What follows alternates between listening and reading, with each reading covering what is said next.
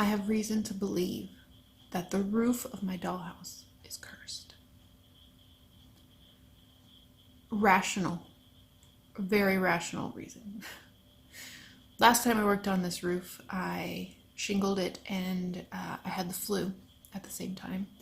And this week, just starting to think about working on the roof, I am now becoming sick. And I very rarely get sick. And the fact that I very rarely work on the roof and sickness, it all just keeps coinciding, makes me think that the roof of this house is cursed. So I can do one of two things. I can go back to bed, like I probably should do, and rest.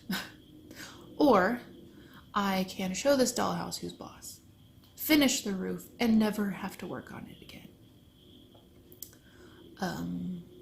Or maybe I'll do both. I'll work and I'll rest. We'll see.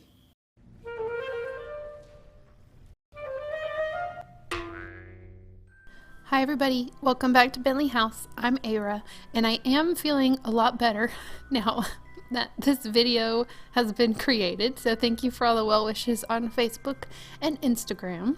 But as I mentioned in the beginning of this video, I did create this shingling video a while ago, and in the video I talked about the fencing that goes at the top of the roof. That area is called the Widow's Walk, and it has this little fencing around it, I guess, for safety, although a lot of the times it doesn't seem like the fencing in those areas are very tall. Anyway, in my shingling video, which you're seeing a little glimpse of now, I talked about how I needed to add this, and I wasn't quite sure what I was going to do. A lot of you guys were super awesome, sent in a bunch of ideas, but none of them really were just kind of forming in my mind. Nothing was kind of setting up as, yes, that's exactly what I want to do. Lo and behold, then Heather Tracy last week posted this video where she created this wrought iron fencing inside of this cemetery tutorial. That's what you're seeing now. This is Heather Tracy's video. And in that, she gives away these free SVG files, which is super generous of her to do. It's in celebration of her 10,000 subscribers. If you have not seen this video or you have not heard of Heather Tracy's channel, I will leave a link to everything in the description box below so you can go and check out her amazing work. But in this video, she shows you everything you need to do to use these files. It's used with a Cricut Maker cutter. And anyway, I emailed her immediately and I said, please, would you mind if I used your files to create the fencing for the Widow's Walk of my Addams family mansion? And not only did she say yes, she said she would create some custom files for me, which was just so above and beyond. That's just her. She's super, super generous. Anyway, what you're seeing now is recently I invested in a laser cutter because eventually I want to make kits for my store for like my stove and my icebox patterns. I would love to make kits for people who don't have the ability to have a cutter. They could purchase the kit if they're still interested in making those miniatures. So I've been playing around with this laser cutter and I thought trying out Heather's file, this would be the perfect time to do that. I'm still learning, it's still a process, but I was able to use the laser cutter to cut out these custom fence pieces that she created for the Widow's Walk of the Addams family mansion. Now this came at the perfect time because I have not felt the best this week, and so I was able to have my laser cutter do a lot of the work for me, and of course Heather did a lot of the work for me. All I'm basically going to be doing is painting and gluing this week, which is okay with me. But here you can see the cut out fences, and they're absolutely gorgeous. Heather did decide after she had created this that she's going to create an SVG package, which I believe she is calling the Bentley collection, and she will have those available through her ThicketWorks membership. So I'll tell you more about that in a little bit, but let's go ahead and get started on this project. Now this piece it's like the attic top piece, and before I start adding the fencing that goes on the top, I did want to create the shutters that kind of close up this area. This is a very iconic piece. This is where the Addams family will pour some bubbling liquid out of a cauldron onto some Christmas carolers in the beginning of one of the movies from the 90s. Anyway, what I'm going to be doing to create these shutters is I am first making a very thin outline of the shutter shape. I'm making the border of the shutters about an 1/8 inch thick, but it really depends on how you want your shutters to look if you decide to try this. So as you can see, I have 2 different shapes there with 2 outlines, and I'm going to cut them apart to make 2 pieces. I'm going to cut it down the middle after I cut out the insides. Again, for cutting mat board, you need a very sharp blade so that you can get the sharpest cuts and it's not pulling at the paper while you are cutting. After I've got my mat board piece cut out, I'm going to put it on top of a piece of double thick cardstock and trace the inside. This is so I can know how much room I have to create the shutters on the inside of the frame. Now I'm going to take my ruler and mark out 3/16 inches. Again, you can make this wider or smaller. I feel like if I do it any smaller, the actual individual shutter pieces are more likely to break. This is the smallest I feel comfortable making them. Once I have all of my marks down, I'm going to take another side of my ruler and make them go all the way across, leaving a little bitty gap on either side. Now you can measure this out if you like, but I find it easier to make the lines and then even out the sides afterwards. So as you can see, my lines don't go to the very edge. The reason for this is I'm going to make them into like an I shape, like the letter I, and you can see that I've put a little line on either end, and they are not touching there either, so there's gaps between those little lines I just added, and I'm going to do this on each and every line. This is what's going to create our shutter effect. Once I have everything drawn out, I am going to cut it with my X-Acto knife. I'm just cutting on my pencil lines, making sure to leave those gaps where the paper needs to stay connected. And I will show you the back so you can see what the lines look like once they're cut. This is the easiest way I have found personally to make shutters, and I've done it several times, and I always like the effect that they have. Once I have those pieces cut, I can go ahead and add my frame back on with a little bit of glue. I'm going to allow that to dry and then cut it off of the double thick cardstock. Now all I have left to do is take my tweezers. I'm going to grab each individual piece of paper and start turning it. This is going to make it look like the shutters are open. And it's really effective. You really don't want to pull or twist it too much, but if you've done it correctly to where you have cut your lines all the way through, it goes really quickly and you can get a really cool looking shutter without having to individually glue in all the little bitty pieces. As you can see, I've made both of these, and the reason that they're kind of bowing away from the archway is because they're supposed to look like they're open. I'm going to use some acrylic brown paint to do a base layer for these, and once I have them glued on, I will age them. I think I do 2 layers on these, even though a little bit of white still shows through. 2 layers is enough because when I age it, that paint will cover it up as well. Once the paint is dry, I'm going to use some tacky glue and glue it and clamp it onto the roof itself. I'm not worrying about creating hinges. I'm just going to pretend like the hinges are hidden and you can't see them. While the shutters dry, I'm going to work on this blank space I have underneath the tower roof.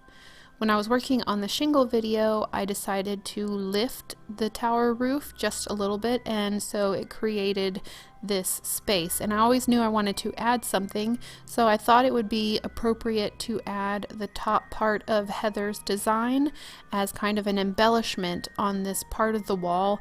It would connect the roof together and just give a little bit of more interest to this part. This is actually just cut out of cardstock, and then so it'll just give like a little bit of an embossed look to that area. Now I'm going to work on the roof. I'm going to be using my easy cutter tool and some craft wood to create a border around the outside of the roof anywhere I want the fencing to go. I'm using my tacky glue, and I'm just going to glue this wood down. This is 1/8 inch by 1/8 inch square dowels. I'm going to glue those down and let them dry. And while they're drying, I am going to be taking my fencing that I had already cut out and pre-painted black, and I'm going to try and center them as best as possible, add some tacky glue to the bottom, and it is going to jut up against the back of the craft stick that I have already glued down. This is how it looks once it's glued to the back of the stick. I'm going to do this all the way around, and I tried my best. I mean, it's really nice because it's cut out of mat board. I can just use my scissors to cut pieces. The thing I tried the most to do was to line up the patterns that are created with the fencing, and it was kind of a fun puzzle to try and figure out. To finish off securing it to the roof, I'm taking that same craft wood and I am going to put it against the back of the fencing that's already glued on. I'm kind of sandwiching the mat board fencing in between two pieces of the craft wood. I feel like this is going to be the most secure way to keep it on the roof. After that's all glued in, I'm also going to take some of that same wood and put it in the corners behind the fencing. This I'm also going to paint black so that it kind of blends in, but this way I feel like the fencing has the most support possible. Once everything is dry, I can take my black paint and just go over everything. So I'm going over the embellishments to that bottom part of the roof tower, and then I'm also going to be painting over the craft wood. This is going to blend it into the fencing and blend it into the roof so it all looks like it's one cohesive piece that's supposed to go together. I'm also going to make sure to get those supports in the back of the fence as well so that everything blends in. Once that's done, I'm going to take some of my antique copper that I used on Cousin It's roof last week, and I'm going to brush it very lightly. This is a dry brushing effect. I'm going to brush it over the face of the fencing, and this is going to give it a metal look, almost a rusted look a little bit, but it's also going to kind of marry it with Cousin It's roof that really didn't have anything that looked like it. Now it's got copper all over the Addams roof. And I'm also going to use some watered down black paint to age the shutters. I will probably add some more to the shutters later on, but this is my first pass at aging, and so far I really like how it's looking. Now I realized in order to do the shutters for the entire house, that's going to be 18 individual shutters. So in my first pass at designing something specifically for the laser cutter, I decided to do the same thing I showed you how to do by hand, but I designed it on the computer for the laser cutter, and it actually went really smoothly. And I ended up with 18 individual shutters that did not take that long. So I was pretty happy with how that came out. If you're interested in the laser cutter, I'll probably do a video on it at a little bit later time. Do not worry, I still plan to make most everything I do by hand, but every now and then it's nice to have a little bit of help. So when things come off the laser cutter, I will let you know it does have a lot of, I guess I'm going to call it ash. It's basically burnt paper because that's what the laser cutter does. It burns through things. So I do have to do a bit of cleanup on each piece. So now I'm going to take, just like I showed you when I did it by hand for the two curved pieces, I'm going to add the border on top of the shutter pieces, and then I'm just got to clean up all the ash. Told you there was a lot of ash. And then I'm going to do this for 18 shutters. And then take my tweezers, just like I showed you before, and turn each one so that the shutters appear to be open. This is actually kind of a fun process. I really enjoy that. So once I have all of those finished, again, I'm going to paint it. Same exact steps, I just got to skip all the cutting, which was really nice. Applying these to the Addams family house, very similar to the way I did it on the tower roof. I add some tacky glue to the back, except there's no way for me to clamp these on, so I have to kind of hold them on until they take hold onto the wall. And I'm going to do that for both sides. I tried to make some of them look like they were falling off, some of them looking like they were a little worse for wear. And the fun thing about these is once they're in place, I can go back and turn some of the shutters a little bit more, and then I can also take my X-Acto blade, sorry about my hand being all in the way, I can take my blade, cut some of the sides, and make them look as though they are broken. Because they're made from paper, it's really easy to just kind of bust them up a little bit and make them look like they've been hanging on that house for a while. I'm also going to be using the same effect I did on the other shutters, where I am aging them with some watered down black paint, and then I'm also going to age them up against the wall, making it look like water had dripped down off of the shutters and created some aging effects onto the siding itself. I'm doing the same process I did for installing the fencing. I am just adding the craft wood and then adding the fence behind it, sandwiching it with another piece of craft wood, and then I'm going to paint everything with black and then go back and hit it just with a dry brush with the bronze. So that's about it for this one. It was kind of a little bit of an easier week for me because I was sick, but I want to say big thank you to Heather for providing this amazing design for me. She has so many amazing things that she creates. Please make sure you go check out her channel. If you like my stuff, I know you will love her channel. And I did tell you that she has a program called Thicketworks Studio. I will leave a link to her video about that. I know she plans to provide the Bentley collection, which has pieces that I used in this video today, to members of the Thicketworks Studio. So if you are at all interested in SVGs, learning more about cut files and how to use them in miniatures, I know Thicketworks Studio would be a valuable resource for you. So if you're at all interested, make sure you check it out. Even if you're not interested in cut files, Heather has so many amazing talents and she has so much knowledge about materials. I learn something new every time I watch one of her videos. Highly suggest her channel. Here's some final shots of what I did here. I kind of broke the fence in this area and added a little cannon above Uncle Fester's room. I think that's a little appropriate for him, especially since there's a big hole in the side.